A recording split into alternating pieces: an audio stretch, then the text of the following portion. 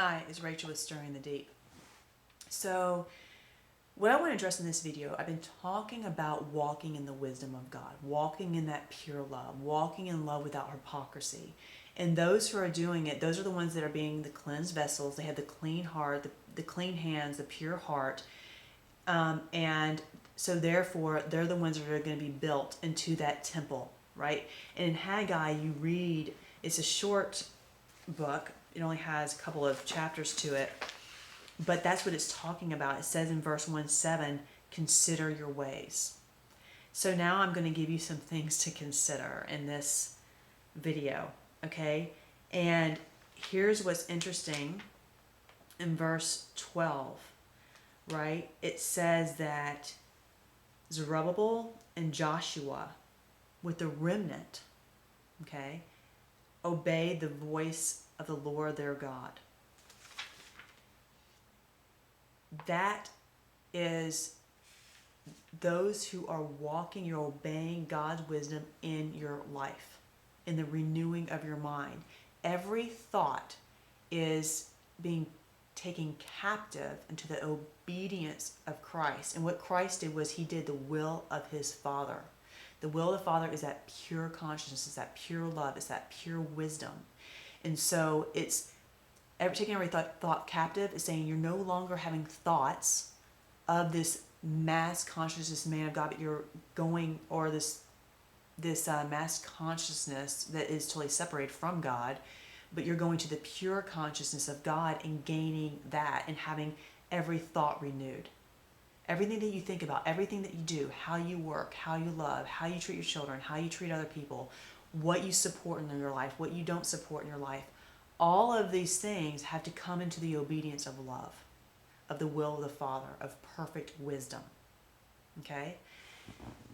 And so these are the ones who God is with, which is powerful. He says in verse 13, I am with you. If you are walking on that path, imagine that is God with you. Because it is by his hands that the temple is built, right? He teaches you those things. And throughout this, he says that I am with you, that my spirit remains among you. Do not fear. Truth is the power now. Love is the power. Those people will prosper. If you're not in that, you're not going to prosper anymore. That is where the blessing of God is going to be. That is where the power is going to be. That is where you want to be. Every person wants to be, they just do not realize it because they're so blinded right now. But hopefully that will change. Okay? So that's what this is talking about in this verse. And even down in Haggai 22, speak to Zerubbabel, governor of Judah. Remember, the governor of Judah were like a fire pan in the wood pile. I mean, they're bringing the fire, the truth. I will shake heaven and earth. I will overthrow the throne of kingdoms. That's those powers. I will destroy the strength of the Gentile kingdoms, everything against God. What has been their strength, their deceit, their stealing, their oppression, all those things are going to be destroyed. I will overthrow the chariots and those who ride in them. The horses and their riders shall come down. We're often horses, and it's those spirits that are driving them. Remember, everybody of the world is under the sway of the wicked one, of those lying spirits. All that's going to be brought down because the truth is moving in. Everyone by the sword of his brother. That shows you how it's words. He talks about those words being like a two-edged sword. And they're going to be cutting away the flesh. But on the other hand, they're going to be bringing life. Okay? And so those swords are going to be coming, those powerful words of truth, to destroy all these things that have risen themselves up against the pure wisdom of God. So in one area that I want to address in this is, well, there's a couple areas, okay? Because we're going to just get very practical in your life. So first, let me address something that is very fundamental to all of that, and that's the food that we eat, okay? If you have, and this is interesting because how blind that people are to the cruelty that animals are treated with so that they can have their food. And it to be such a horrific, horrendous industry, and yet somehow the American public and other places too are so blinded to what's happening.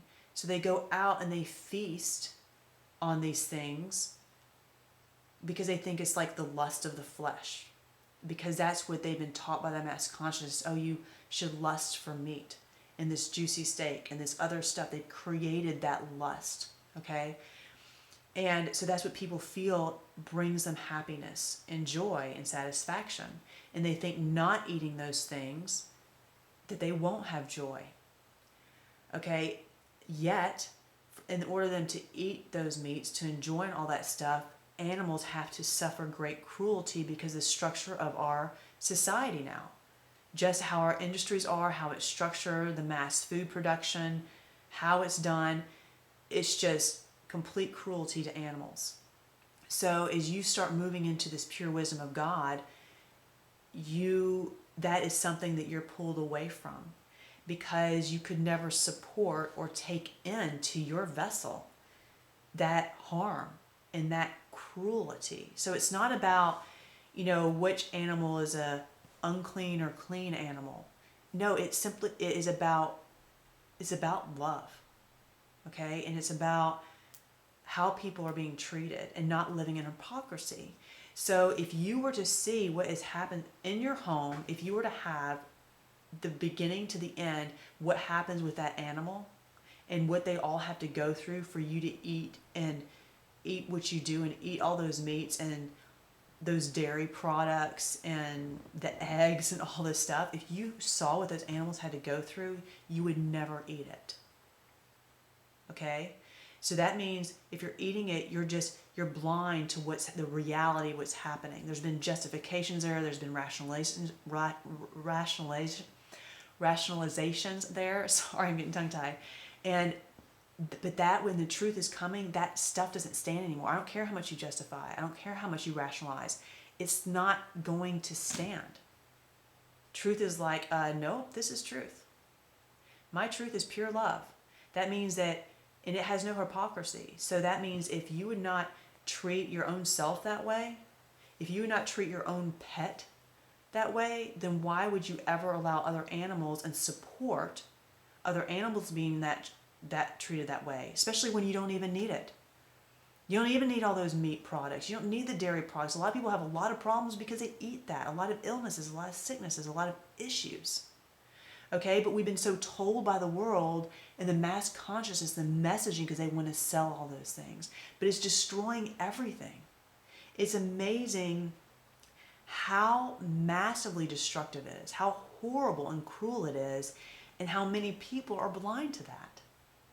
And they go to their fast food restaurants and they enjoy their hamburgers, and they are so blind to what they're really supporting. I know, I was there. I mean, that's why I'm amazed at the blindness. I'm amazed at it, considering how horrendous it is.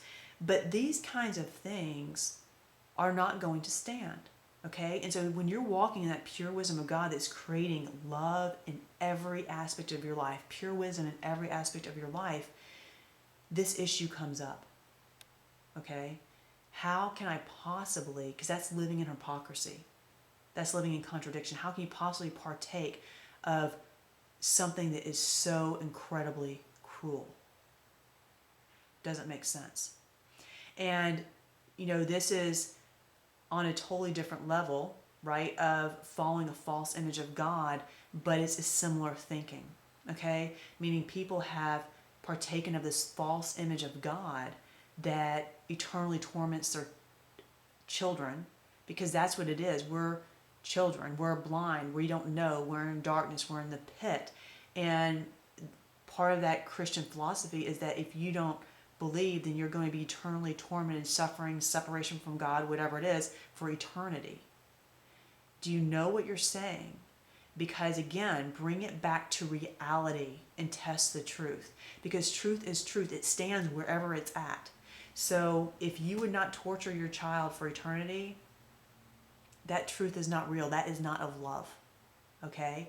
So you got to get into understanding what the true Father, who the true Father is, what true love is, what true wisdom is, what that spirit of truth is. Because if not, your life is going to be full of hardship, suffering, all kinds of stuff, because it's trying to shake you away from those lies, from that hypocrisy, from that two-facedness, where you say, I love here, and like with God, it's like, oh, he loves you, all this, but yet he eternally torments you.